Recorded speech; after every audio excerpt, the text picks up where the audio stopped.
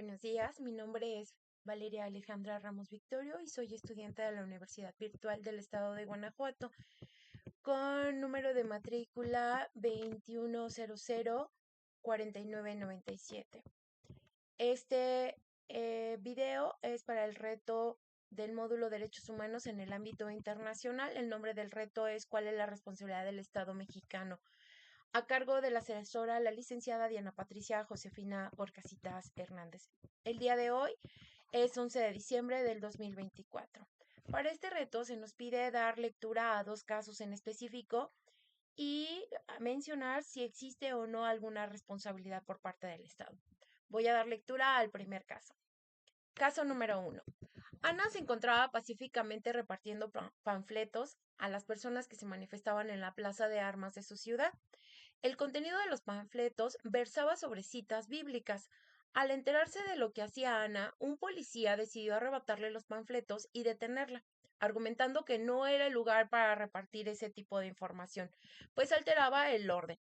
Ana permaneció encerrada e incomunicada dentro de una patrulla durante 3 horas, hasta que la manifestación concluyó. Posteriormente, el policía la trasladó a Barandilla, donde recibió burlas y calificativos peyorativos por el personal, de seguridad pública. Luego de un día detenida, la dejaron en libertad. Ana denunció el hecho ante la Fiscalía General del Estado, así como ante la Comisión Estatal de Derechos Humanos. Ambas instituciones omitieron el inicio de cualquier procedimiento, por lo cual Ana acudió a la Justicia Federal, donde resolvieron incompetencia para conocer del asunto. 2 años después, Ana presentó su caso ante la Corte Interamericana de Derechos Humanos. La cuestión es, ¿consideras que existe responsabilidad por parte del Estado mexicano? Argumenta y fundamenta tu respuesta. En este caso hubo violación a los derechos humanos de Ana, derechos que están consagrados en nuestra Constitución Política Mexicana, como lo señala en el artículo 6 del párrafo segundo, que establece que todas las personas tienen derecho a difundir información e ideas de toda índole por cualquier medio de expresión. En el artículo 14 nos indica que nadie puede ser privado de su libertad sino mediante un juicio. En caso de que Ana hubiera estado cometiendo un delito, en el artículo 16 se señala que pudo haber sido detenida en flagrancia, pero sin demora debió haber sido puesta con prontitud ante el Ministerio Público para que éste señalara cuál es la situación de Ana. En el artículo 24 de nuestra Constitución establece que toda persona tiene derecho a la libertad de religión.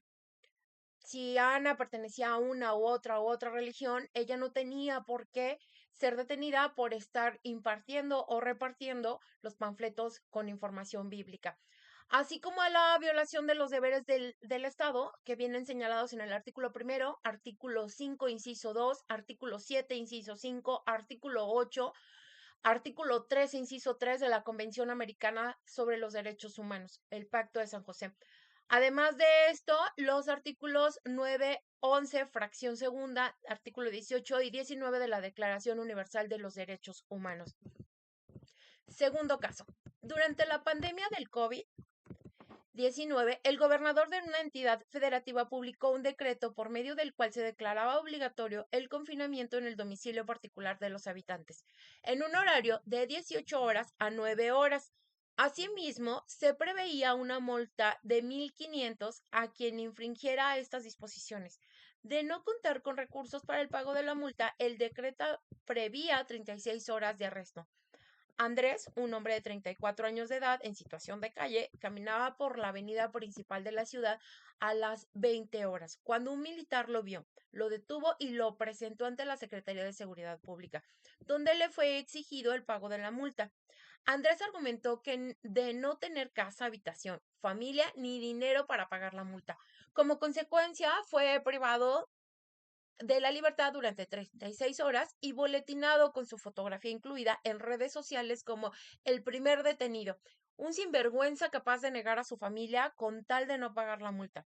Derivado de lo anterior, fue localizado por una asociación civil a través de la cual se planteó su caso en jurisdicción militar y ordinaria, hasta ponerse de conocimiento de la Corte Interamericana de Derechos Humanos. ¿Consideras que existe responsabilidad por parte del Estado mexicano? argumenta y fundamenta tu respuesta. En este caso, en el caso de Andrés, al emitir este decreto por parte del gobernador del estado, deja en vulnerabilidad por la situación en la que vivía Andrés. Es necesario que, como bueno, en trabajos anteriores lo había señalado, nuestros legisladores o quienes emiten las leyes, los reglamentos o en este caso el decreto, deben de contemplar todas las situaciones y todos los supuestos en los que está la población del estado. Además de esto, se violaron sus derechos en la protección de sus datos personales, como lo establece el artículo 16 de la Constitución Política de los Estados Unidos Mexicanos, al ser exhibido con fotografía y sus datos, además de estar vulnerando su situación de calle y señalarle por parte de la publicación que realizaron, señalar que era una persona que estaba negando con tal de no dar cumplimiento.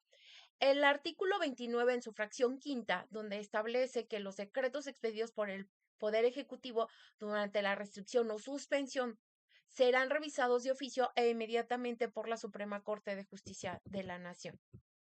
En conclusión, para estos casos, efectivamente, en ambos casos hubo violaciones de derechos y en ambos casos el Estado tiene responsabilidad porque es el primero que debe de ser quien imparta, proteja, tutele y propicie el cumplimiento de los derechos humanos, que todos sus funcionarios públicos deben estar perfectamente capacitados en materia de derechos humanos y en sensibilización para la atención de víctimas y estas no sean revictimizadas o en este caso que sean violados sus derechos.